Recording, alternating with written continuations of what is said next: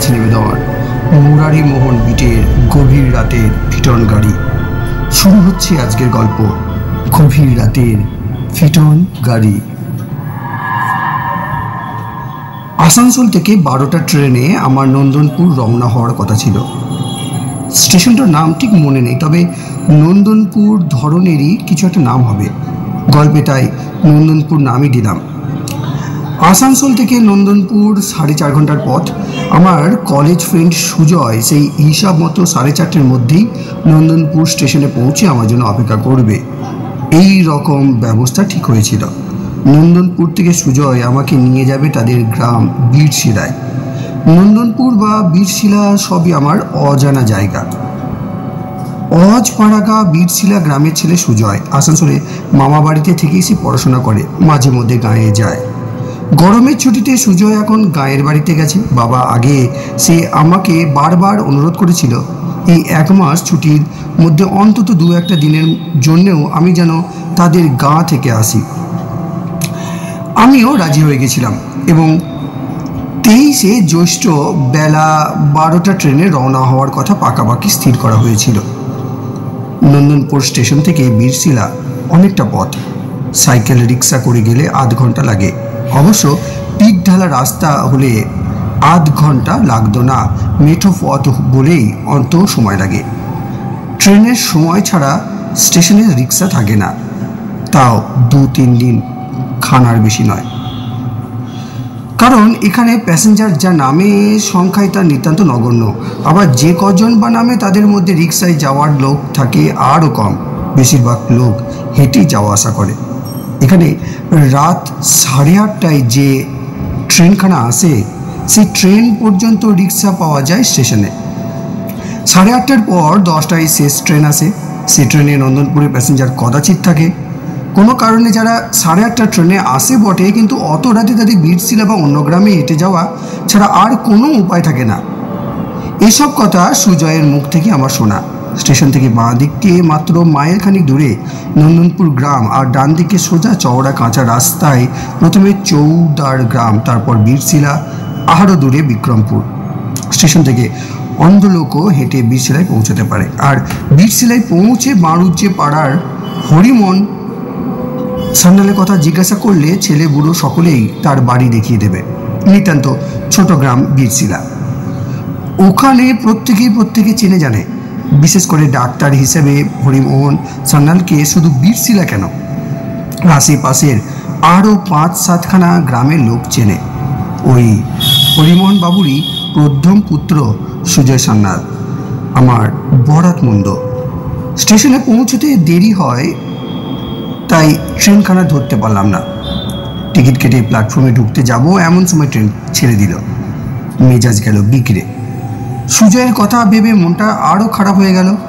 সে বেচারি অত দূর থেকে স্টেশনে এসে আমার জন্য অপেক্ষা করে ফিরে যাবে, এটা ভাবতেই বড় খারাপ লাগছে। 12টার পর দুটোই ট্রেন। দুটো ট্রেন সন্ধ্যা 6:30 নাগাদ নন্দনপুর পৌঁছাবে। ওই ট্রেনে গেলেও কোনো অসুবিধা নেই। গাঁয়ে পৌঁছতে অন্ধকার হয়ে গেলেও হরিমোহন সান্যালের মতো নাম করা লোকের বাড়ি খুঁজে পেতে কোনো ঝামেলা হবে না। অতএব স্টেশনেই কাটিয়ে বেলা 2টোর ট্রেনেই রওনা হয়ে পড়লাম।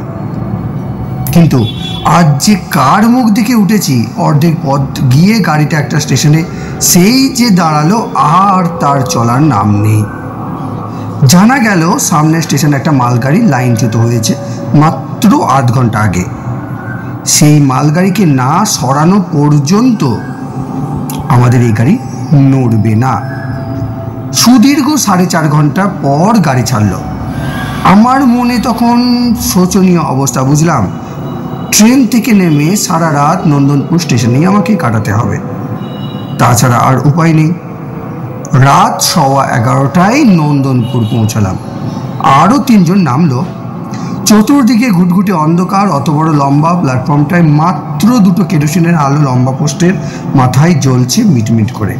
সে আলো এতই মিটমিটে যে পোস্টের কাছাকাছি জায়গাটাও আলোকিত করতে পারছে না। প্ল্যাটফর্মে নেমে এদিক ওদিক চাইছিলাম, তারই মধ্যে অপর প্যাসেঞ্জার 3 জন অন্ধকারের মধ্যে কোথায় যে হারিয়ে গেল তার হদিশ পাইনি। আমি একেবারে নিঃসঙ্গ হয়ে পড়লাম। নিজেকে বড় অসহায় মনে হতে লাগলো। অগত্যা আমি টিকিট ঘরের দিকে পা বাড়ালাম। খোলা জানালার দিকে উকি মারলাম। একজন মাঝবয়সী ভদ্রলোক চোখ বুজে চেয়ারে বসে আছেন, আর তার পিছন দিকে নীল জামা পরা একটি কুলি মেঝেতে শুয়ে রয়েছে। আমি ডাকলাম, স্যার শুনছেন? স্যার শুনছেন? স্টেশন মাস্টার চোখ মেলে তাকালেন। কি টিকিট চাই? আগে আগে না, আমি এই ট্রেনে আসানসোল থেকে এলাম, বীরশিলা যাব। অনেক দূরের রাস্তা, তাছাড়া এখানে আমি একেবারে নতুন। এর আগে এই অঞ্চলে কোনোদিন আসিনি, পথঘাট কিছুই জানি না, কাজে এত রাতে যাওয়া আমার পক্ষে উচিত হবে না। আপনি যদি আজ রাতের মতো আপনার এখানে আমার থাকবার একটা ব্যবস্থা করে দেন। বেশ, তো পাশের ওয়েটিং রুমে থাকুন, দরজা খুলে দিচ্ছি। আলোও একটা দিতে পারবো। টিকিট ঘর সংলগ্ন আর একটি ছোট ঘর রয়েছে, সেটাই বিশ্রাম ঘর। স্টেশন মাস্টার লণ্ঠন নিয়ে বেরিয়ে এসে ওয়েটিং রুমের তালা খুলে দিলেন। বললেন, দরজা বন্ধ করে শুয়ে পড়ুন। অন্ধকারে অসুবিধা হতে পারে আপনার, আলোটা অল্প জ্বেলে রাখতে পারেন। মালগাড়িটা ডিরেন্ট হয়ে যাওয়াতে আপনার মতো অনেকেই অনেক দুর্ভোগ আজ পোহাতে হবে। স্টেশন মাস্টার মশাই চলে গেলেন। আমিও দরজায় খিলেটে দিলাম। ঘরের মধ্যে বেশ চওড়া মতো দুটো বেঞ্চি পাতা, তারই একটাতে পা ছড়িয়ে শটান শুয়ে পড়ে আকাশ পাতাল ভাবতে লাগলাম। একে নতুন জায়গা, তার উপর এইরকম পরিস্থিতি, চোখ খেয়ে কি ঘুম আসতে চায়? তবু তাকিয়ে থেকে ভাবতে ভাবতে এ সময় দু চোখে তন্দ্রার গোড় নেমে এলো। আর ঠিক সেই সময় বন্ধ দরজার কপাটে শুনতে পেলাম ঠক ঠক শব্দ। তন্দ্রা ছুটে গেল। স্টেশন মাস্টার দরজায় ধাক্কা দিচ্ছে মনে করে তাড়াতাড়ি উঠে গিয়ে দরজা খুলে দিলাম। দেখলাম একজন রোগা আধবুড়ো লোক গেঞ্জি গায়ে লুঙ্গি পরে আমার দিকে তীক্ষ্ণ দৃষ্টিতে চেয়ে আছে। আপনি যাবে কোথায়? বীরশিলা। আসুন, আমার গাড়ি আছে। না না না, এত রাতে যাব না। যাদের বাড়ি যাব তারা এখন অগরে ঘুমোচ্ছেন, এত রাতে তাদের জাগিয়ে বিরক্ত করে লাভ নেই। কি এমন রাত হয়েছে? রাত 9টা বাজেনি এখন। 15 মিনিটের মধ্যে পৌঁছে দেবো আপনাকে। আসুন। কি বলছো হে? খুব কম হলেও রাত 12টা হবে এখন। এই বলে হাতের রিস্ট ওয়াচের দিকে তাকালাম। তাকিয়ে একেবারে হতভম্ব হয়ে গেলাম। ঘড়িতে 9টা বাজতে তখনও 10 মিনিট দেরি আছে।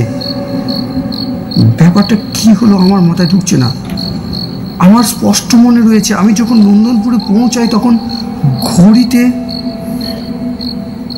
11টা বেজে 15 মিনিট হয়ে গেছে। সেই হিসেব মতো এখন 12টা বাজে কথা। আমি আবার ঘড়ির দিকে তাকালাম। হ্যাঁ, ঠিক 10 মিনিট দেরি হয়েছে 9টা বাজতে। তাহলে আগে যা দেখেছি সেটা চোখের ভুল ছাড়া আর কিছুই নয়। ইস, এতক্ষণ অযথাই আমি ওয়েটিং রুমে বসে আছি। ট্রেন থেকে নেমে যদি স্টেশনের বাইরে যেতাম তাহলে গাড়িও পেয়ে যেতাম এবং সুজয়দের বাড়িও এতক্ষণে পৌঁছে যেতাম। এমন চোখের ভুল তো আমার কখনো হয়নি। একেই বলে গ্রহের ফের। বাবু, লোকটির ডাকে আমি যেন সম্বিত ফিরে পেলাম। বাবু, যাবেন নাকি? আমি এবারে গায়ে ফিরে যাব, আপনাকে নিয়ে যাই। এরপর আর গাড়ি পাবেন না কিন্তু। বেশ, চলো। বীরশিলায় বারুজ্জি পাড়ার হরিমোহন সান্যালের বাড়ি যাব। লোকটি আর কথা না বলে এগিয়ে চলল। আমি ওর পিছনে পিছনে স্টেশনের বাইরে এলাম। ভীষণ অন্ধকার, কিচ্ছু নজরে পড়ে না। তবু ভালো করে তাকাতে আবছাভাবে নজরে পড়ল রাস্তার উপর একটা ঘোড়ার গাড়ি দাঁড়িয়ে রয়েছে। গাড়িটা প্রায় অন্ধকারে মিশেই দাঁড়িয়ে রয়েছে। নিঝুম রাত, কোথাও কোনো সারা শব্দ নেই। রাত 9টা বাজেনি, অথচ রাতের এমন চেহারা। এখন রাত 9টা না রাত 12টা, ভাবতে গিয়ে মাথাটা ঝিমঝিম করে উঠল। রাত 9টাই হোক আর 12টাই হোক, এমন থমথমে রাতে এমন জমাট অন্ধকারের মধ্যে আমার যেতে মন চাইছে না। বললাম, না আজ আর যাবো না, কাল সকালেই যাব। শুনে লোকটা স্থির দৃষ্টিতে আমার দিকে তাকালো। লোকটার একেবারে কাছেই আমি দাঁড়িয়েছিলাম। দেখতে পেলাম তার চোখের তারা দুটো, অস্বাভাবিক রকমের স্থির সেই চোখের দৃষ্টি। মনে হলো তার চোখ দুটো পাথরের চোখ। এ কেমন চোখ, এ কেমন চাহনি! আমার বড়ই অস্বস্তি মনে হতে লাগলো। কেন শুধু সারা রাত এখানে কষ্ট করে পড়ে রইবেন? আমরা ততক্ষণে গাড়িটার কাছে এসে দাঁড়িয়েছি। দেখলাম ওটা একটা ফিটন গাড়ি। ঘোড়াটাও খুব তেজি, কিন্তু ঘোড়াটা এমন স্থির হয়ে দাঁড়িয়ে রয়েছে, ওটাকে জ্যান্ত বলেই মনে হচ্ছে না। মনে হচ্ছে একটা মরা ঘোড়াকে দাঁড় করিয়ে রাখা হয়েছে। ঘোড়াটা নড়ে চড়ে গাড়িটা টানবে বলে বিশ্বাস করা যাচ্ছে না। এইটা আমার গাড়ি, উঠে পড়ুন। 10 মিনিটের মধ্যে আপনাকে পৌঁছে দেবো বীরশিলায়। আপনাকে নামিয়ে দিয়ে আমি বিক্রমপুর চলে যাব। কেমন যেন একটা অজানা ভয় নিয়ে আমি ফিটনে উঠে বসলাম। বুকটা ভয়ে ভারী হয়ে রইল। ফিটন চলতে শুরু করলো। কিন্তু কি আশ্চর্য, গাড়ির চাকার আওয়াজ বা ঘোড়ার খুঁড়ের শব্দ কিছুই আমার কানে আসছে না। এ আবার কি কাণ্ড! কোনো আওয়াজ পাচ্ছি না কেন? আমি কি বধির হয়ে গেছি? না, তা হবো কেন? তাহলে চালকের সঙ্গে এতক্ষণ যে কথা হচ্ছিল আমার, সেসব কথা তো শুনতে পাচ্ছিলাম। তবে আমার বোনের ভয় আরো বাড়ল। এরপর যে কাণ্ড ঘটলো তা আরো অস্বাভাবিক। ফিটনে এত জোরে ছুটতে লাগলো যে তা ভাবা যায় না। একটা ঘোড়া কি এত বড় একটা গাড়ি নিয়ে এত জোরে ছুটতে পারে? কখনো না। হাওয়ার চেয়েও জোরে গাড়ি ছুটছে, এত জোরে ছুটছে যে কাছের গাছপালাগুলো একেবারে নজর পড়ছে না। আমি বেশ বুঝতে পারছি এভাবে গাড়ি চললে খুব অল্প সময়ের মধ্যেই জ্ঞান হারিয়ে ফেলবো। ভয় আমার হাত পা দেহ যেন ঠান্ডা হয়ে আসতে লাগলো। প্রাণ পড়ে চেঁচিয়ে উঠলাম, গাড়ি থামাও, গাড়ি থামাও। এরপরে কি হয়েছিল তা আমার জানা নেই, কারণ চিৎকার করে উঠে আমি জ্ঞান হারিয়ে ফেলেছিলাম। জ্ঞান ফিরতে দেখেছিলাম আমি শুয়ে আছি সুজয়দের ঘরে। আমার চোখের সামনে দেওয়ালে একটা বড় ঘড়ি ছিল। তাতে দেখেছি তখন বেলা 8টা বাজতে 10 মিনিট দেরি। মুহূর্তের মধ্যে সমস্ত ঘটনা আমার মনে পড়ে গেল। সর্বনাশ, এতক্ষণ আমি অজ্ঞান হয়েছিলাম। আমার কাছে তখন সুজয় বাবা, হরিমোহন বাবু, সুজয় মা এবং আরও কয়েকজন স্ত্রী পুরুষ ছিলেন। তাদের প্রশ্নের উত্তরে গত রাতের সমস্ত কথা আমি জানালাম, এবং আমি নিজেও জানলাম যে আজ ভোরে আমাকে মাঠের মাঝে রাস্তা থেকে তুলে আনা হয়েছে। চৌদার গ্রামে ছেড়ে বীরশিলার কাছাকাছি আমাকে পাওয়া গিয়েছিল। খুব ভোরে একজন চাষির নজরে আমি পড়ে যাওয়ায় সে বীরশিলায় গিয়ে হইচই ফেলে দিয়েছিল। ফলে বীরশিলা থেকে অনেকেই আমাকে দেখতে যায়। সুজয় ছিল তাদের সঙ্গে। সেই আমাকে নিয়ে আসে তাদের বাড়িতে। গত রাতের ঘটনা আমার মুখ থেকে শুনে হরিমোহন বাবু সন্দেহজনকভাবে মাথা দোলাতে থাকেন। তারপর বললেন, আমার মনে হচ্ছে সেই বিক্রমপুরের জমিদারের ব্যাপার। কাল কত তারিখ ছিল? 23শে জ্যৈষ্ঠ না? হ্যাঁ, সেই তারিখে আরো 3বার এই ধরনের ঘটনা ঘটেছে শুনেছি। 23শে জ্যৈষ্ঠ তারিখেই বিক্রমপুরের জমিদার মশাই ছিলেন অবঘাতে মৃত্যু হয়েছিল না বাবা? কি ব্যাপার জ্যাঠামশাই? হরিমোহন বাবু বলতে লাগলেন। প্রায় বছর 20 আগেকার কথা।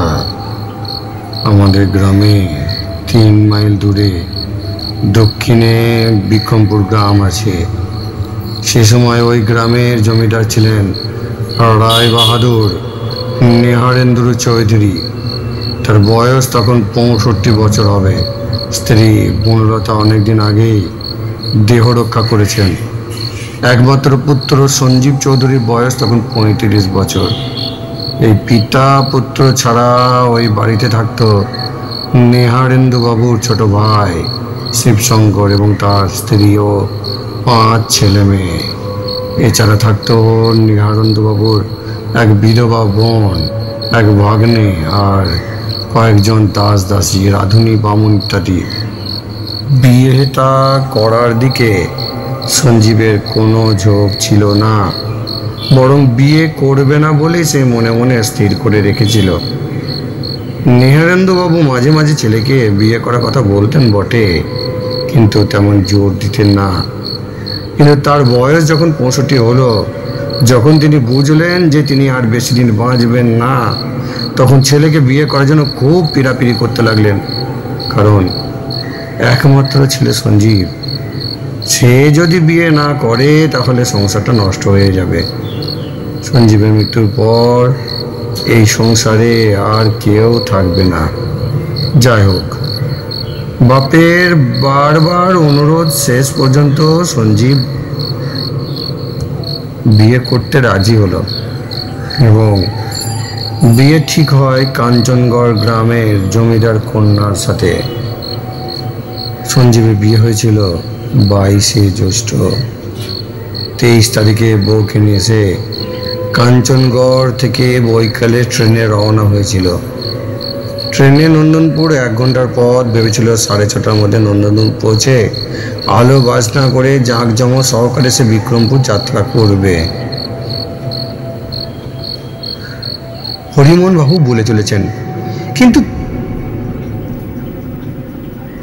তোমার ভাগ্যে যা ঘটেছে, সঞ্জীবের ভাগ্যেও সেদিন তাই ঘটেছিল। পথিমধ্যে ট্রেন অ্যাক্সিডেন্ট হওয়ায় নন্দনপুর তারা এসে পৌঁছলো রাত 11টায়। স্টেশনে আলো বাজনা এবং তাদের নিজস্ব ফিটন গাড়িটা সুসজ্জিত অবস্থায় তাদের জন্য অপেক্ষা করতে লাগলো। যাই হোক, বর বউ ফিটনে উঠে যাত্রা শুরু করলো। রাত নিশুতিও হয়ে গেল, কিন্তু নিশুতি হয়ে গেলেও বাজনা আলোর বাহার দেখার লোক কেউ জেগে না থাকলেও যথারীতি বাজনা বাজিয়ে আলো সাজিয়ে ফিটন ধীরে ধীরে অগ্রসর হতে লাগলো। বীরশিলা গাঁয়ের প্রায় কাছাকাছি এসে যেখানে তোমাকে পাওয়া গিয়েছিল, সেইখানে এসে হঠাৎ ফিটনের ঘোড়াটা ক্ষেপে গেল। কেন ক্ষেপে গেল, কী কারণে ঘটেছিল তা আর জানা যায়নি। তবে ঘোড়াটা ক্ষেপে 2-4টে লাফ দিয়েই রাস্তা ছেড়ে নেমে ডান দিকে ছুট দিল। অনেকের ধারণা হয়তো ঘোড়ার পায়ে কোনো বিষাক্ত প্রাণী দংশন করেছিল, যার জন্য এই দুর্ঘটনা। কচুয়ান কিছুতেই সামলাতে পারল না ঘোড়াটাকে। রাস্তার ধারেই ছিল গভীর এক খাল। সেই খালের জলে তলিয়ে গেল বর বধূ আর কচুয়ান সমেত পুরো গাড়িখানা। সেদিনটা ছিল 23শে জ্যৈষ্ঠ। রায়বাহাদুর নেহারেন্দু চৌধুরী ছিল হার্টের অসুখ। পুত্রের ঐরূপ অশোচনীয় মৃত্যু সংবাদ পাওয়ার পর তিনি হৃদরোগে আক্রান্ত হয়ে মারা যান। এরপর বাড়ির অন্যান্য লোকেরা পর কয়েকদিন যাবৎ রাত্রে নানা রকম ভয়ের দৃশ্য দেখে ওই বাড়ি ছেড়ে পালাতে বাধ্য হয়। বাড়িটা এখন বন জঙ্গলে ঘেরা পুরো বাড়ি। এই হলো বিক্রমপুরের জমিদার বাড়ির ইতিহাস। আমার দিকে চেয়ে হরিমোহন বাবু বলে চললেন, তোমার যেমন গতকাল অবস্থা হয়েছিল ওই রকম অবস্থা ইতিপূর্বে আরও 3 জনের হয়েছিল। তাদের মধ্যে 2 জনকে পাওয়া গিয়েছিল ওই খালের জলে মৃত অবস্থায়, আর একজনকে পাওয়া গিয়েছিল রাস্তার পাশে খালের ধারে অজ্ঞান অবস্থায়। সেই লোকটির জ্ঞান ফিরলে তার মুখ থেকে তুমি যা বললে সেই কথাই শোনা গিয়েছিল। শুনে আমি স্তম্ভিত হয়ে গেলাম। বুঝতে পারলাম আমি এক প্রেতাত্মার কবলে পড়েছিলাম। আমার মনে হয় এই ধারণা বদ্ধমূল হলো আমার মনে। গত 20 বছর ধরে ওই নির্দিষ্ট তারিখের নির্দিষ্ট সময়ে সেই ফিটন চালকের প্রেতাত্মা তার অলৌকিক ফিটন গাড়িটি নিয়ে স্টেশনে অপেক্ষা করে। সেই সময় যদি কোনো ব্যক্তিকে সে তার আয়ত্তের মধ্যে পেয়ে যায় তাহলে তাকে ওই নির্দিষ্ট খালের জলে ডুবিয়ে মারার চেষ্টা করে। হরিমোহন বাবুর মুখে যেটুকু শুনলাম তাতে বুঝলাম ইতিমধ্যে সে 2 জনকে জলে ডুবিয়ে মেরেছে, আর আমাকে নিয়ে 2 জন ভাগ্যক্রমে পরিত্রাণ পেয়ে গেছে। আমি বরাবরই সাহসী প্রকৃতির এবং ভূত প্রেতের প্রতি আমার চরম অবিশ্বাস ছিল। ভূতের সঙ্গে ভূতের প্রসঙ্গ বরাবর আমি তাচ্ছিল্য সহকারে হেসে উড়িয়ে দিয়ে এসেছি, এবং 2 ভূতের রহস্য ভেদ করার জন্য আমি নিশুতি রাতে অভিযানও চালিয়েছিলাম। একবার এক পুরো বাড়িতে, আর একবার এক ফাঁকা মাঠের মধ্যে বিরাট এক বেল গাছের তলায়। ওই 2 বারই সারা রাত জেগে থাকায় আমার সার হয়েছিল, ভূতের নাম গন্ধ পাইনি। কিন্তু গতকাল যা ঘটে গেল আমার জীবনে সেটা কি? ভূতকে অবিশ্বাস আর করি কি করে? তবে প্রথম থেকেই যদি আমি বুঝতে পারতাম যে ভূতের হাতে পড়েছি তাহলে অত ঘাবড়ে না গিয়ে নিজেকে আপ্রাণ সচেতন রাখার চেষ্টা করতাম এবং ওই ফিটন চালকের প্রেতাত্মার সঙ্গে মোলাকাত করার চেষ্টা করতাম। সেই জন্য আমার বড় আফসোস হতে লাগলো। খানিকক্ষণ চুপ করে থেকে প্রশ্ন করলাম, আচ্ছা জ্যাঠামশাই, বিক্রমপুরে সেই জমিদার বাড়ি এখনো আছে? আছে বই কি, বিশাল মজবুত বাড়ি, কোথাও ভেঙে চুরে যায়নি। তবে কাঠের দরজা জানালাগুলোর কিছু কিছু ক্ষতি হয়েছে বই কি, উড়িয়ে খেয়েছে। এই তো মাত্র দিন 10 আগেও বাড়িটার সামনে দিয়ে গেছি। অত বড় বাড়ি দেখলে মায়া হয়, কেমন মরার মতো অসাড় হয়ে পড়ে আছে। এখনো কি ও বাড়িতে ভূতের কোনো উপদ্রব আছে? শুনেছেন কিছু জ্যাঠামশাই? হ্যাঁ, সেই রকম তো শোনা যায়। লোকে ভূতের বাড়ি বলে ওটাকে। রাত বেশি হলে ও বাড়ির ধারে কাছে কেউ যায় না, এমন কথাও শুনেছি। কেউ কেউ নাকি গভীর নিশতি রাতে ওই বাড়ির ছাদে 2 জন ছায়া মূর্তিকেও ঘুরে বেড়াতে দেখেছে। এই মূর্তি নাকি পুরুষের আর একটি নারীর। শুনলাম মনোযোগ দিয়ে এবং তখনই মনস্থির করে ফেললাম আগামীকাল রাত্রেই ওই বাড়িতে যেতে হবে, দেখতে হবে ভৌতিক ক্রিয়াকলাপ। আমার মন বলতে লাগলো ওই বাড়িতে ভূতের দর্শন হয়তো পেয়ে যেতে পারি। পরদিন সুজয়কে আমার মনের কথা জানালাম। ওই ভুতুড়ে জমিদার বাড়িতে রাত কাটাতে সে আমাকে বারবার নিষেধ করলো, কিন্তু আমার অটল মনোভাবের কাছে তাকে হার স্বীকার করতেই হলো। সুজয়কে বললাম, আজ রাতেই আমি যেতে চাই, কাল সকালে ফিরবো। তোমার মা বাবাকে আসল কথা না জানিয়ে অন্য কিছু একটা বলে আমাকে বেরোতে হবে। কি বললে ভালো হয় সেটা তুমি ভেবে দেখো। খাওয়া দাওয়া সেরে নিয়ে রাত 7:30 নাগাদ বেরিয়ে পড়লাম। সঙ্গে নিয়েছি একটা 5 সেলের টর্চ। সোজা পথ বিক্রমপুর। 8:30টার মধ্যে পৌঁছে গেলাম।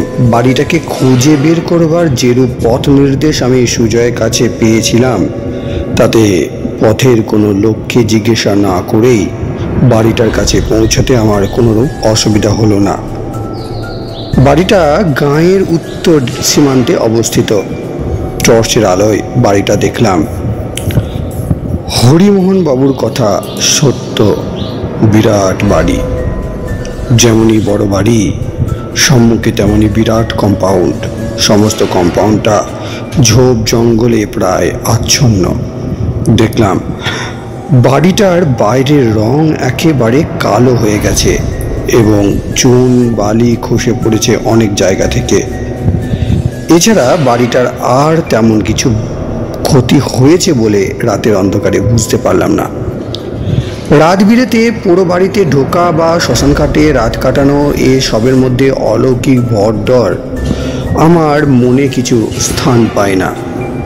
তবে সাপখোপের ভয় যে হয় না তা নয়। যাই হোক, টর্চের আলোয় ভালোভাবে লক্ষ্য রেখে দু হাতে ঝোপ জঙ্গল সরিয়ে আমি কম্পাউন্ড অতিক্রম করে উঁচু বারান্দায় গিয়ে উঠলাম।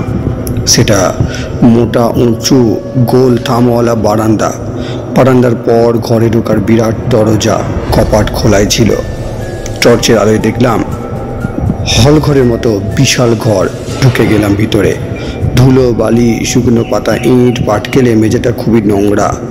ভালোভাবে চারদিক দেখে এগিয়ে চললাম অন্দরের দিকে।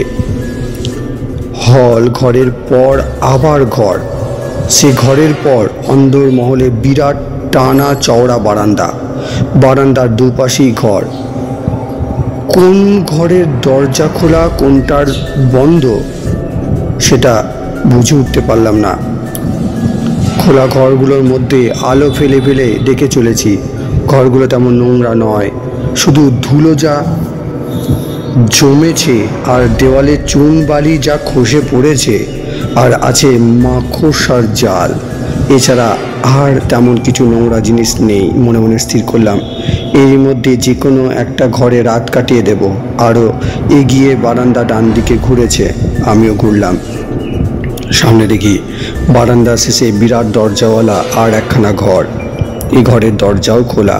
ঘরখানার মধ্যে গেলাম, দেখলাম সবচেয়ে পরিষ্কার এই ঘরখানা। অন্যান্য ঘরের মতো এই ঘরেও কিছু নেই, একেবারে ফাঁকা। এদিক ওদিক ঘুরতে আর ইচ্ছা হলো না। দরজার গোড়াতেই বসে পড়লাম। আমার হাতে রিস্ট ওয়াচে তখন 9টা বাজতে মিনিট 10 বাকি। বসে থাকতে থাকতে কখন যে দরজার কপাটে হেলান দিয়ে ঘুমিয়ে পড়েছিলাম বুঝতে পারিনি। এক সময় আমার চোখের পাতা দুটো যেন আপনা থেকেই খুলে গেল। টর্চের আলো জ্বেলে প্রথমেই দেখলাম ঘড়িটা 12:30। তারপরেই ঘরের ভিতরের দিকে দৃষ্টি পড়তেই দুরন্ত ভয়ে আমার সারা শরীর যেন হিম হয়ে গেল। আমি স্প্রিংয়ের মতো লাফিয়ে উঠলাম। দেখলাম ঘরের মেঝের ওপর পাশাপাশি দুটো সুন্দর কারুকার্য করা মেহগনি কাঠের চেয়ারে অপরূপ সাজে সজ্জিত বর আর বধূ বসে রয়েছে। তাদের অপলক দৃষ্টি আমার দিকে নিবদ্ধ। তাদের পোশাক পরিচ্ছদ সাজগোজ দেখে মনে হচ্ছে এই মাত্র তারা প্রসাধন করে সেজে গুজে এসে বসেছে। গলার ফুলের মালা দুটো একেবারে তাজা, কিন্তু তাদের সর্বশরীর পাথরের মতো নিথর। চোখের দৃষ্টিও নিথর। নিথর হলেও সে দৃষ্টি কি তীক্ষ্ণ, কি কঠিন, কি অন্তর্বেদী। আমিও ওই রক্ত জল করা অপার্থিব চাউনিতে সম্মিলিত হয়ে বিস্ফারিত নেত্রে চেয়ে রইলাম ওদের দিকে। আমি কিন্তু বেশ বুঝতে পারছি এ দৃশ্য সহ্য করা আমার পক্ষে আর বেশিক্ষণ সম্ভব হবে না। দেহের সমস্ত স্নায়ু অসাড় হয়ে পড়ে আসছে। আমি মনের মধ্যে আপ্রাণ সাহস সঞ্চয়ে চেষ্টা করতে লাগলাম। আচমকা চিৎকার করে উঠলাম, কে আপনারা? আমার চিৎকার আমার কানেই ফিরে এলো। ওই অপার্থিব মূর্তি দুটির কাছ থেকে কোনো উত্তরই পেলাম না। এরপরই দেখলাম আরও বিভৎস দৃশ্য। বর বধূর মূর্তি দুটি ধীরে ধীরে মিলিয়ে গিয়ে তাদের পরিবর্তে দুটি আস্ত নরকঙ্কালকে চেয়ারে বসতে থাকতে দেখলাম। আর এক মুহূর্ত নয়, প্রবল মানসিক শক্তি সঞ্চয় করে আমি এক ছুটে বাড়ির বাইরে এসে দাঁড়ালাম। সারা বিক্রমপুর তখন নিদ্রায় অচেতন। শেষ হলো আজকের সমগ্র পর্ব গভীর রাতের ফিটন গাড়ি। ধন্যবাদ।